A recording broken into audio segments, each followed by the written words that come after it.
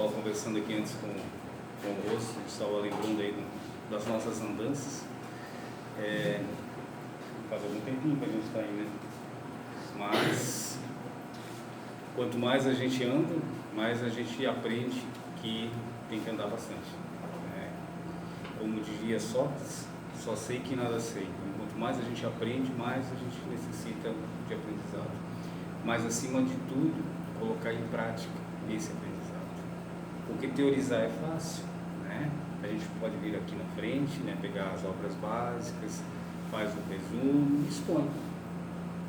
Né? Todos nós temos condições de fazer.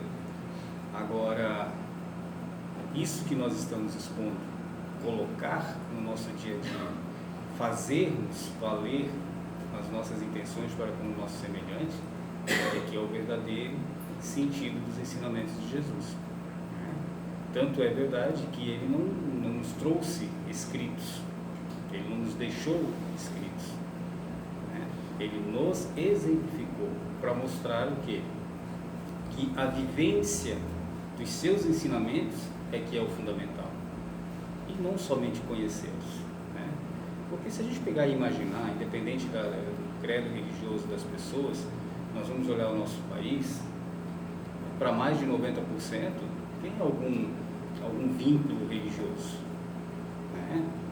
Mas nós olhamos também para esse mesmo país com essa grande quantidade de vínculo religioso e vemos grandes dificuldades. Então somos nós, os religiosos, que não estamos agindo de acordo com aquilo que as nossas correntes, os nossos credos dizem. Porque nenhum deles diz para prejudicar o semelhante, nenhum deles nos diz para fazermos algo errado e sermos maus. Todos buscam, de uma forma ou de outra, nos ensinar que Deus é nosso Pai. Às vezes mudam o nome de Deus, mas o ensinamento raiz é esse, de que um ser superior está a nos gerir e que nós devemos nos convergir para Ele, fazendo o bem. Então, se nós estamos vendo tanta dificuldade, é porque nós estamos talvez sendo cristãos, às vezes, só de aparência. Aquela observação do Cristo, o sepulcro caiado, bem bonitinho por fora, mas por dentro, às vezes, a complicação. O que a gente gostaria de conversar hoje é no capítulo 18 do Evangelho segundo o Espiritismo, que trata de muitos dos chamados, poucos dos escolhidos. E aí, se vocês me permitirem, eu não vou ler a parábola do festim das bodas e nem vou narrar ela, até porque todo mundo praticamente já sabe, mas eu vou de forma sucinta. Havia um rei que teria o casamento de seus filhos, e isso ele convida a determinadas pessoas, as mais próximas, que recusam. E ele vai estendendo esse convite até que alguém aceita. Esses que aceitaram foram a uma festa, e dentre esses que lá estavam, ele olhou para um e sentiu uma dificuldade. Poxa, era uma festa de casamento, eu deveria se portar ou estar de acordo com essa festa, com as vestimentas para essa festa. E não estava. E aí ele vai questionar essa pessoa: por que não estás com as vestes da festa? E manda-lhe atirar-lhe para fora. Bom, dois momentos me parecem bem complicados. A questão de ele ser agressivo. Quando a gente passa isso para a ideia de Deus, a gente tem que não entender essa questão de atar-lhe mãos e pés e jogar para fora, num sentido tão literal. Nós temos que interpretar isso. E a questão de que, se nós fôssemos convidados hoje para uma festa, muito provavelmente a gente iria. Porque quem nos convida é alguém que nos tem relação, é alguém que gosta de nós. Nós não convidamos, ou será que nós convidamos alguém para ir na nossa casa, para ir a uma festa de alguém que nos é caro? Pessoas que nós não gostamos. Às vezes a gente tem que fazer o social. Às vezes a gente tem que fazer o social. Mas nós espíritas, essa questão do social a gente já tem que começar a pensar, que não é a teoria, é a prática. Questão do perdão, questão do amor, questão da indulgência, essas coisas todas aí que a gente sabe de cor e salteado. Mas então, foram convidados aqueles que o rei queria que fossem. Ou seja, trazendo isso para a questão de Deus, né, ele vem trazendo seus ensinamentos no decorrer da existência da humanidade, né? Se nós olharmos lá para trás, nos momentos em que nós nos transformamos em homens, lá e começamos o nosso processo de evolução, sempre houve a figura da divindade, né?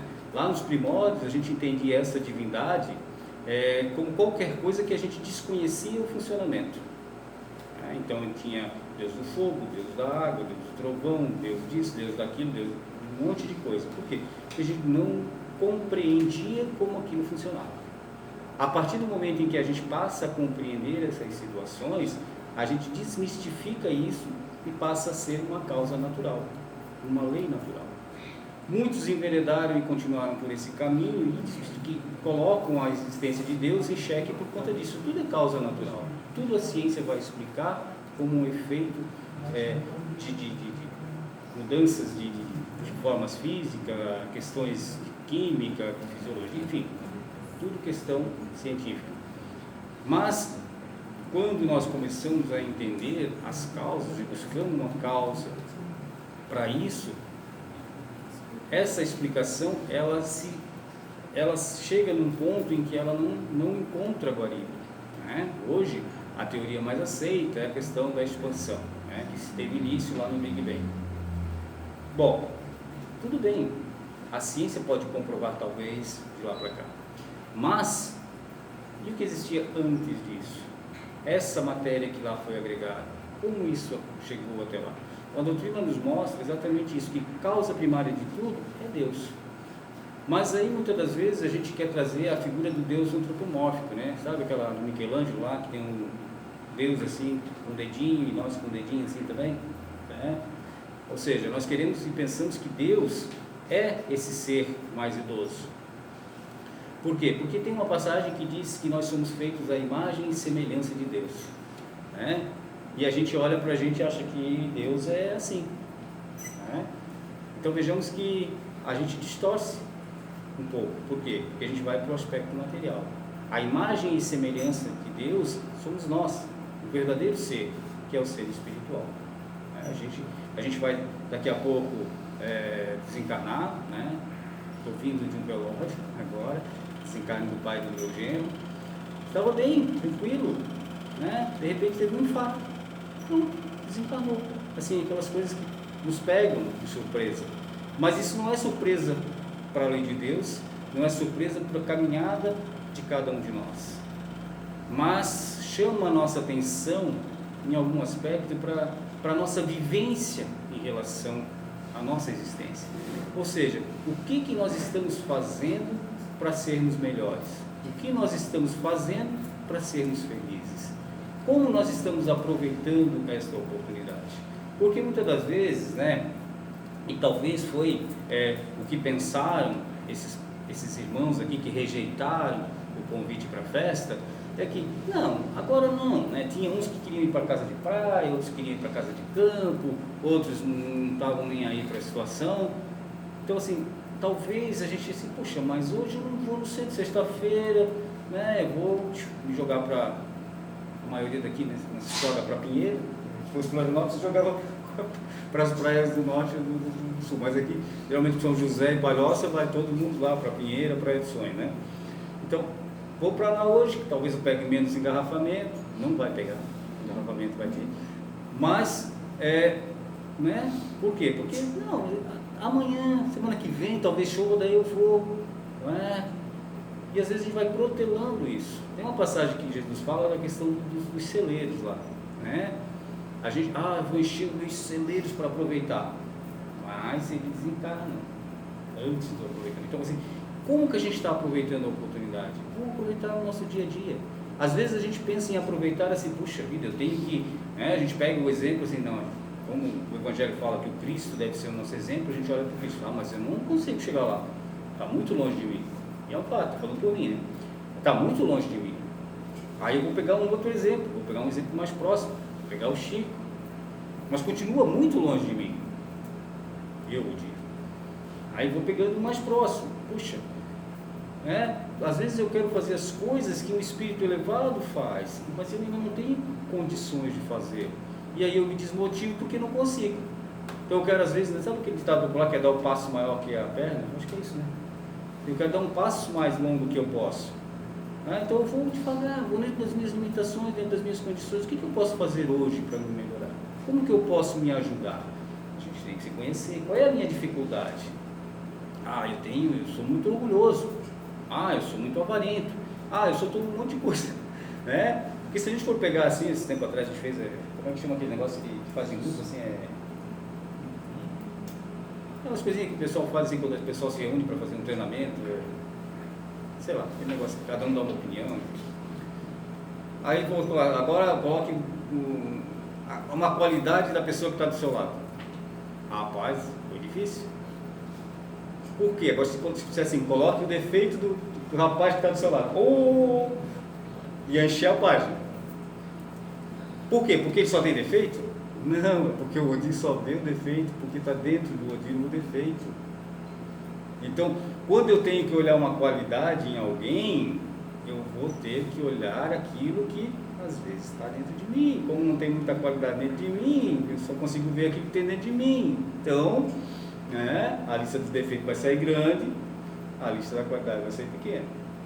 Então a gente fez essa situação e a gente chegou nessa grande conclusão. A gente estava cheio de defeitos. Então, esse pessoal aqui estava pensando assim, vou deixar para amanhã. Estava postergando. E a gente, como espírita, estudioso, chegou lá num determinado momento lá que descobriu que existem 5, 6 princípios básicos da doutrina, que é Deus, Espírito, evolução, reencarnação. Essa salvou a pátria. Essa salvou a pátria. Quando a gente chegou na questão da reencarnação, comunicação, pluralidade dos mundos.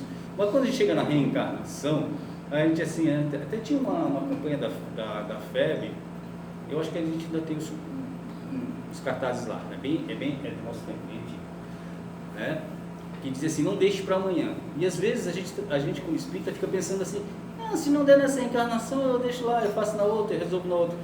Gente, sabe como é que funciona aquele? Não sei se ainda existe hoje, mas existia um que chamava papagaio, que a gente ia no banco, pegava um empréstimo, não dava conta de pagar aquele empréstimo, ia no outro banco, pegava outro empréstimo para pagar aquele empréstimo, e ficava fazendo esse dito papagaio. Sabe o que acontecia? Tu ficava com uma dívida num, no outro. Quando chegava no outro, tinha um monte de dívida. Se a gente não consegue resolver esse problema hoje, claro, a gente não vai ter um peso maior que a gente possa carregar.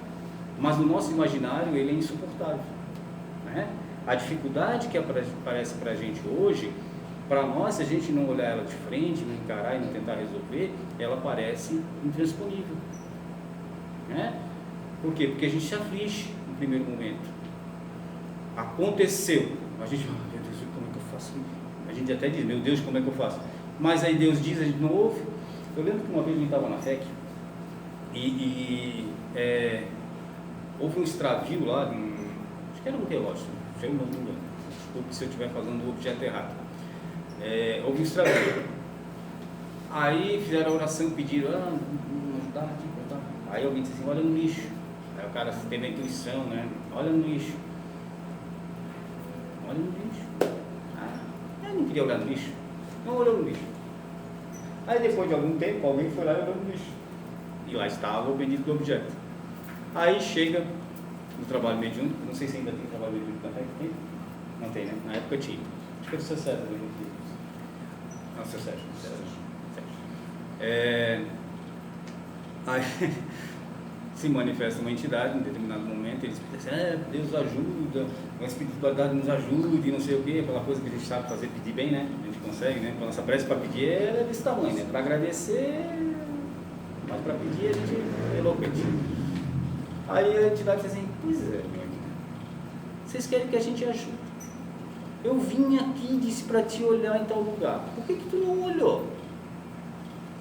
Tu pediu a minha ajuda, eu vim te ajudar e tu não deu bola para mim. E às vezes é assim, a gente pede ajuda para Deus, pede ajuda para a espiritualidade, a ajuda vem, mas a gente não aceita esse tipo de ajuda. Por quê? Porque a gente quer aquela ajuda do jeito que a gente acha que deve ser. Eu estou com um problema, eu quero a solução, mas a solução tem que ser essa. Não, a solução para ti talvez seja o problema, porque tu vai parar para refletir, para mudar teu mundo. Então vai vir esse pensamento, essa intuição, esse auxílio para te ter esse discernimento. Mas como vem isso e te coloca assim, diz assim, olha meu amigo, o problema é tu que tem que resolver, tu tem que mudar a tua atitude, tu tem que fazer um novo caminho. E a gente não gosta dessa resposta. Aí a gente não aceita e continua rezando e pedindo, e vai vir sempre a mesma resposta, porque é o melhor e é o adequado para cada um de nós. Então a rapaziada não aceitou. Aquele que aceitou não se preparou, né? Mas assim, vamos pensar assim, poxa, como que deixaram ele entrar? Se a gente está traduzindo isso para o reino dos céus, e a gente tem conhecimento espírita, a gente sabe que, até teve o nosso lar agora, né? Nosso lar 2 aí, o pessoal está assistindo bastante. Existem as cidades espirituais, as colônias espirituais, e para adentrar a ela, não é assim. Tem toda uma conferência, uma visualização, uma programação, uma aceitação. Como que ele iria aceitar, né? Mas suponhamos que ele entrou. Essa veste seria o quê? Seria a sua mudança de atitude, o seu comportamento, aquilo que de fato ele é, ou seja, a caridade como forma de salvação, né? E ainda ontem, acho que ontem hoje, sei lá, estava escutando uma parte lá que o Divaldo estava falando, aquele recortezinho lá, e ele falava exatamente sobre isso, sobre nós sermos bons, nós sermos caridosos, né? E muitas das vezes, eu lembro uma vez que a pessoa fazia uma coisa, fazia um determinado comentário, eu questionei ela. Ela disse assim, porque se meu filho quer o carro, eu tenho que deixar, porque eu tenho que ser uma pessoa assim, mas se seu filho tem menos de 18, não tem carteira, ser bom é dizer não. Você não vai deixar ele pegar o carro e sair, porque você tem que ser bom. Você não, aí você está sendo negligente. Porque você está concedendo algo que não deve ser feito. Não tem nada a ver com bondade. Então, às vezes, a gente confunde bondade com permissibilidade. Ser bom não é deixar tudo ao Deus dará. Aí, de volta, falava exatamente nesse sentido. Às vezes, a gente diz que ama a pessoa e, por amor, a pessoa faz tudo, meu amor. Não é assim, isso não é amor. Isso é uma negociata para a pessoa não ficar brava com a gente, não ficar ofendida e continuar levando aquela coisa. Então, saber dizer o não, saber o momento certo de corrigir os rumos. E o nosso irmão aqui, ele não estava corrigindo os seus rumos, e Deus chama ele para isso, mas não é dessa forma agressiva, como talvez possa ser interpretado, mas sim da seguinte forma: olha, eu estou desviando, estou indo para o caminho errado. Aí começa a chamar minha atenção uma coisa muito legal que a gente gosta bastante, que é a dor. Todos nós gostamos dela, não gostamos? Quem daqui não gosta da dor? Todo mundo gosta, viu? A gente tem que sempre fazer a pergunta contrária, porque ninguém se manifesta, né? Aí a gente tem uma resposta legal. Na verdade, ninguém gosta, né? Ninguém gosta de sentir dor. Eu, particularmente, não gosto, mas sinto. E acredito que todos nós aqui sintamos. Por quê? Porque é o chamamento, é o alerta para a situação que nós estamos vivenciando em desacordo com a lei de Deus. Então, assim, quando a gente cai nesse desequilíbrio, a dor é o chamamento de Deus, é esse pranto e ranger de dente. Então, o nosso amigo estava passando por essa situação de chamamento, para que ele trocasse essa vestimenta, para que ele se reformasse, para que ele se modificasse, e assim passasse a exercer os ensinamentos de Jesus, que para a nossa felicidade, ele resumiu a um só, né? Dois, às vezes o pessoal diz, um ou dois, dá no mesmo, que é amar a Deus sobre todas as coisas e ao próximo como a nós mesmos. Bom, primeiro a gente tem que se amar para amar o nosso próximo. A gente se ama, Quando a gente se olha assim no espelho, tirando a parte feia, mas a gente consegue ver algo diferente, que a gente consegue, agrada a gente, para a gente poder amar o nosso semelhante. Por quê? O que ele quer dizer com isso? Poxa, se eu não consigo olhar para dentro de mim, me perdoar, me entender, como que eu vou entender o outro? Como é que eu vou entender a dificuldade do meu semelhante se eu não entendo a minha? Se eu não passei e sei como que é essa situação, Porque assim, ó, quando a gente faz atendimento fraterno, faz conversação, essas coisas, a gente está numa situação de fora, e tranquilo para a gente, né? E é certo, a gente tem que orientar da forma adequada mesmo. Só que a pessoa que está vivenciando aquilo, ela é um ser individual que tem uma vivência. E essa vivência para o mesmo tipo de dor vai ser diferente para todas as pessoas. Se cada um de nós der uma topadinha no dedo, mesmo se desse para mensurar o tipo de topadinha, que ela fosse igual para todos nós, cada um de nós teria uma reação diferente. Alguns sentiriam mais dor, outros menos dor, nem sentiriam nada, outros talvez a reação não fosse nem da dor, mas fosse da raiva, da agressividade. Então, cada um de nós teria uma reação e a causa seria a mesma, mas o conjunto de conhecimento que cada um tem faz com que essa reação seja diferente. Então nós estamos passando por esse processo de aprendizado e Jesus veio trazer esses ensinamentos para que a gente nos burilasse mais. Mas aí a gente para pensar, Jesus esteve entre nós nos ensinando há cerca de 2.000 anos atrás, não é isso, mais ou menos, né? Que trouxe esses ensinamentos. E quem nasceu antes de Jesus? E essa rapaziada toda que não recebeu o ensinamento de Jesus? Como é que fica? Outro dia eu estava vendo porque assim, é legal a gente ouvir o pensamento das outras questões religiosas, né, dos pensamentos. Até para a gente entender, para a gente mensurar, raciocinar, entender essas coisas.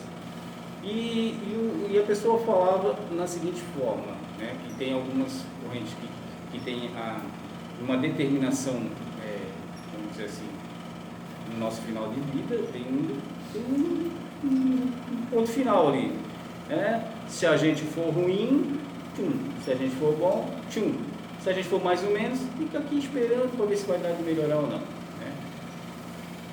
A doutrina espírita, ela nos traz um ensinamento, e aí já vamos pegar aquela fala de Jesus que diz assim: lhes encaminharei o Consolador prometido, que ficará eternamente entre vós. A doutrina espírita diz assim: olha, por mais que isso seja ruim, meu amigo, um dia tu vai ser bom. E por quê? Porque Deus não nos criou para sofrermos.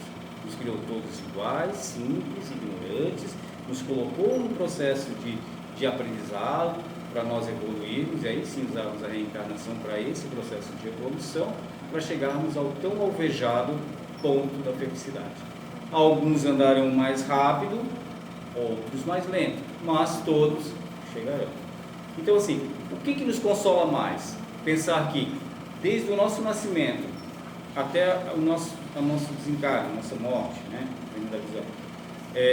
Nós vamos ter uma determinação eterna, que seja de sofrimento, que seja de alegria, ou durante esse processo de criação de Deus, nós vamos nos melhorando, nos burilando, vamos crescendo, vamos nos aperfeiçoando, e temos como meta a felicidade, e temos como certeza que as dificuldades que nós passarmos, elas são passageiras, são momentâneas.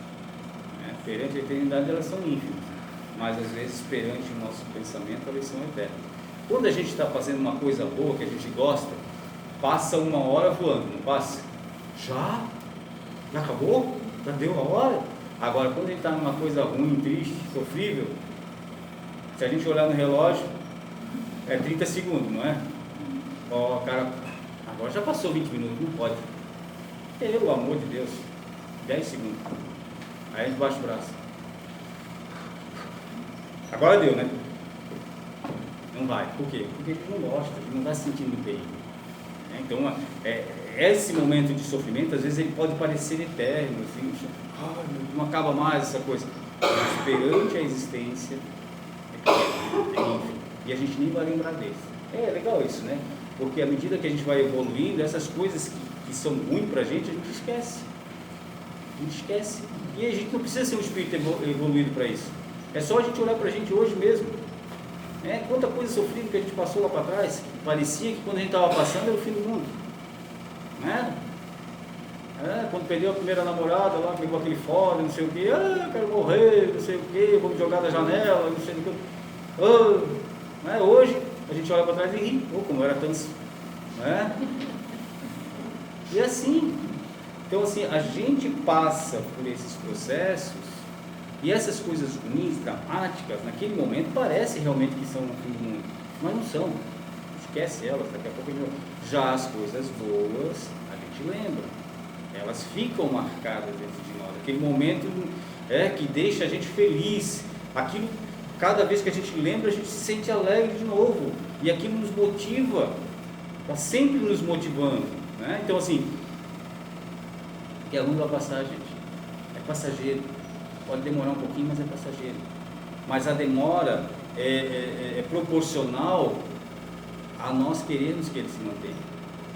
Como a gente disse antes, ninguém gosta de sofrer, mas às vezes a gente precisa sofrer, porque a gente não quer mudar. A gente tem que querer mudar, a gente tem que se esforçar para mudar, né? Conhecereis o verdadeiro espírito pela sua transformação, a vontade de se transformar com a quebrada toda. Gente, a gente não precisa ser, eu estou sofrendo, então eu tenho que virar um espírito iluminado, que daí vai passar o sofrimento. Não, eu tenho que ter fé, tenho que confiar. O Emmanuel fala que a gente tem que transcender a fé, a gente tem que confiar e se entregar a Deus. E é difícil, não é não? Vamos ser franco, é difícil, né? Para nós ainda é difícil. Ter fé já é complicado, imagina se entregar, né? E às vezes a gente acha que se entregar também é simplesmente abrir os braços e dizer assim, Deus, eu estou aqui, e ficar ali estagnado esperando. Não, se entregar a Deus é receber o que veio para nós, olhar, poxa, o que eu posso fazer para resolver essa situação? Vou tentar resolver, vou buscar consertar, vou buscar melhorar. Não deu certo? Dá para dar uma forcinha aí para o Odir aqui? Tá, estou dando a força. Tem as pessoas que estão próximas a ti, estão te ajudando. Fica calmo, procura, vai à luta. E a gente vai indo. Tem que confiar que as coisas vão se resolver. Se não estão se resolvendo, alguma coisa ainda está precisando ser modificada. A gente está resolvendo talvez algo lá de trás, talvez não tenha consciência de que precisa, mas quando a gente reencarnou, a gente pediu para passar por essa situação para que a gente pudesse expurgar aquela coisa lá que estava nos atormentando. E quando a gente retorna para o plano espiritual, a gente retorna com a questão do dever cumprido e a boa assistência da espiritualidade amiga, que é o que a gente quer, né? Quando a gente assiste quando a gente lê o livro, a gente já pensa, né? Mas quando a gente assiste o filme, que ideia mais legal, que a gente vê as imagenzinhas, né? E aqueles campinhos bonitinhos, todo mundo de branco, aquelas luzinhas, daí fica legal, né? Aí a gente quer descambar para lá rapidinho, mas a gente tem que se preparar para isso também, né? E assim, esse pessoal que não conhecia Jesus já tinha essa ideia de ser imortal e vinha se melhorando, porque já tinham os profetas anteriores que estavam falando. Mas a reencarnação mostra que eles lá atrás somos nós hoje. Então, nós vivenciamos antes, vivenciamos durante e estamos vivenciando agora. Estamos nesse processo de aprendizado. Alguns de nós estão aprendendo mais rápido, estão ascendendo, outros de nós estamos meio que patinando, né? E hoje nós estamos aqui, nós estamos tendo uma situação em termos de planeta Terra, um processo de transição. Então a gente olha para fora e vê uma coisa meio barulhenta. Mas ao lado dessa coisa barulhenta tem muita coisa boa. Agora, o que a gente vê? O que a gente olha? O que a gente sente? Aonde a gente está vibrando? É isso que a gente tem que parar para pensar. Quando eu olho, quando eu ligo a televisão e eu vejo uma notícia, qual delas me prende? Bom, se a gente ligar a televisão para assistir notícia, de 9, de 10, 9 vão ser tristes e aquela uma vai ser mais ou menos. Porque dificilmente vai ter uma que venha trazer algo de bom. Mas quando eu vejo uma notícia ruim, eu vou me focar no aspecto ruim da notícia, ou eu vou pegar aquela notícia e vou trazer para mim, poxa, isso tu não pode fazer, isso é inadequado para ser feito, as pessoas não deveriam agir assim. Como que eu faço para que as pessoas não façam? Eu não vou conseguir mudar o mundo, porque às vezes a gente quer mudar o mundo, né? A gente quer mudar a gente quer que o outro se converta, né? A gente pega o evangelho, deve estar por aqui, diz para o rapaz, olha, isso aqui se transforma em um cara bom. Quando a pessoa já é melhorzinha que a gente, ele pega o livro e vai embora. Quando ele é que nem a gente, ele diz assim, tá aí, tu já leu? Tu está lendo, por acaso? Tu está praticando? Ou é só para mim? Né? Então tem esses aspectos todos. E quando se vai nesse sentido, a gente tem que também entender que, como espírita agora falando, a gente tem muito mais informação. Né? Não somos melhor do que ninguém, não é isso. Mas a nossa informação ela é mais clara às vezes. A gente sabe que a gente tem um processo de existência, que as dificuldades que aparecem para nós são frutos de nós mesmos, não são frutos dos outros. Não foi o fulano lá que quis fazer o meu mal, não foi o meu pai que fez o mal que eu estou resgatando, não foi Deus que olhou para baixo e disse assim, ó, mal para ti, bem me quer, mal me quer. Não foi assim.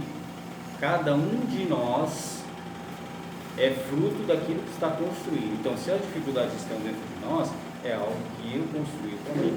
Hoje eu tenho condições de resolver. A misericórdia divina diz o seguinte: olha, o teu fardo, ele sempre será menor do que as tuas forças. Então, é carregado. E aí tem aquelas historinhas espíritas lá que falam assim que o cara pede isso, pede 10 coisas lá para vir na encarnação. Aí vai para a primeira triagem, sobra 5. Aí vai para a segunda triagem, sobra 1. Aí quando a gente reencarna, a gente recebe 1/3, 1/10, 1/5, 1/20 daquela uma que sobrou. E a gente chega aqui reclamando. Meu Deus, e eu? Mas a gente lá, quando viu as nossas necessidades, as nossas dificuldades, queria ter mais. Achava que suportaria. Mas quando a gente chega no corpo físico, as dificuldades da matéria, elas talvez sejam mais complicadas do que a gente pensava. A influenciação que a gente recebe. Então, como espírita, a gente tem mais conhecimento. Não quer dizer que a gente seja melhor do que ninguém. Logo, se a gente recebe mais conhecimento, teoricamente a gente também tem mais responsabilidade de fazer. Ou seja, muito se pedirá, tem muito foi dado.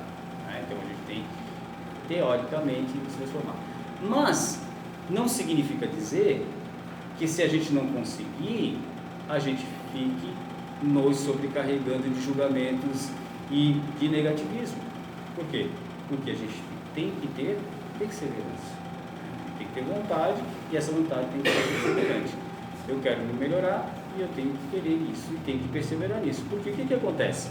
Muito provavelmente, quando eu estou com aquela vontade, aquele afinco, sair daqui, eu vou transformar o mundo, aquela coisa toda, quando a gente começa na casa espírita, a gente fica meio fascinadão, assim, acha que pode resolver tudo que acontece na vida.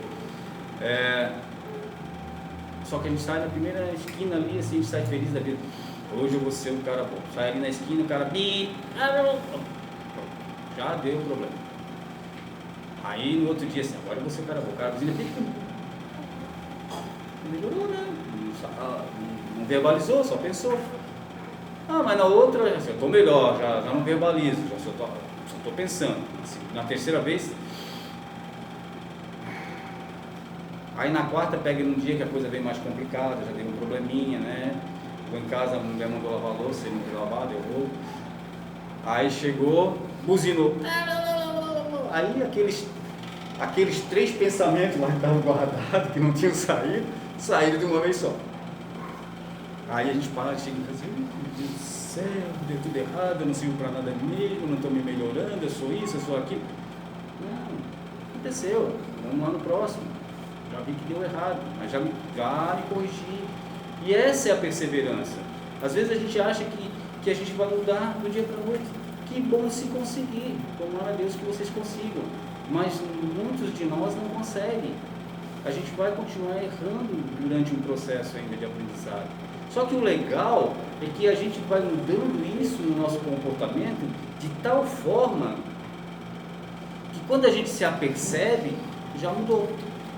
E isso é fácil também a gente olhar. A gente olha para trás na nossa vida, vê quantas coisas a gente já mudou na nossa vida que, se a gente olhar assim hoje, puxa, por que eu fazia isso? Qual era a graça disso? E a gente foi mudando, a gente foi crescendo, foi se melhorando. Então essa perseverança, essa é a questão consoladora da doutrina.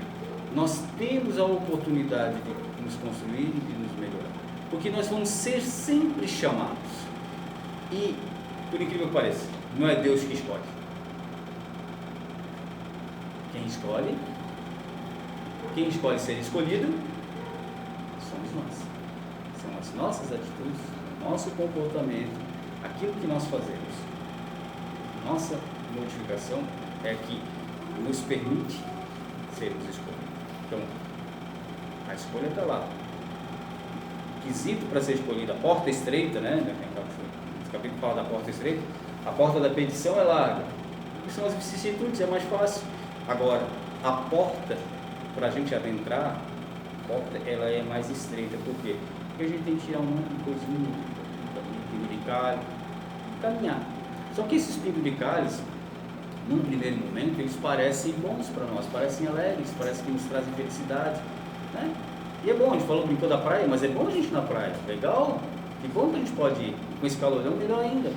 Só que a gente às vezes coloca isso em primeiro lugar. Tem outras coisas que talvez a gente tenha que colocar em primeiro lugar. Isso é uma parte para a gente reflexionar, né? Pode ir lá brincar, é até legal, né? Tem criança, né? Essas coisas todas aí, muito divertido, a gente tem que se divertir. Só que não colocar só essas coisas da matéria, né? Às vezes a gente esquece e estrambelha um pouco. Então, colocar essas questões. E para a gente encerrar, dar-se-á aquilo que tem. E aí a gente parece injusto, né? Poxa, mas tinha que dar para aquele que não tem. A gente parte dessa premissa, né? Se todo mundo já tem, eu tenho que dar para quem não tem. Não, mas aqui quis dizer o seguinte, que aquele que tem consegue se melhorar mais fácil e angariar mais coisas. Ele se constrói mais rápido. Aquele que não tem ainda é mais dificultoso. Mas a partir do momento que ele começa a adquirir essas qualidades, se torna mais fácil ele adquirir outras. O Bezerra faz um comparativo dizendo que é como se a gente estivesse subindo uma gangorra, né? Uma gangorra. Aqui a gente é o início da nossa caminhada, então a gente tem um monte de defeito, dificuldade, coisa e tal. À medida que a gente vai subindo, ela se torna às vezes mais pesada, né? Porque no início a gente está com força, a gente está com vontade, com determinação, né? Apesar do peso, né, ser ali constante, mas à medida que ele vai subindo, a rampa vai ficando mais íngreme e o peso ainda se mantém. Só que à medida que a gente sobe, a gente vai burilando esse peso, também vai consumindo essas coisas, vai se libertando disso. Quando a gente chega no meio dela, que é o ponto de equilíbrio, já não está mais assim o negócio está mais ou menos assim, né? Porque daí não existe mais para cá nem para cá, ela está equilibrada. Então a tábua da gangorra está em equilíbrio. Desse momento para cá, o que acontece? Ela faz assim. Então a gente para de subir e começa a descer, fica muito mais fácil descer. É claro que a gente tem que ter a prudência para descer, senão a gente escorrega, né? E é por isso. Mas ali a gente já começa a ficar mais tranquilo e mais fácil. Ou seja, quando a gente está subindo e está tirando esses defeitos, é complicado. Mas à medida que a gente tira um defeito e coloca uma qualidade, essa qualidade nos ajuda a trazer outras qualidades. E vai chegar um momento que a gente vai ter mais qualidade que defeito. E aí fica muito mais fácil se melhorar, né? Que Deus nos abençoe, que Deus nos comporte, sigamos em paz.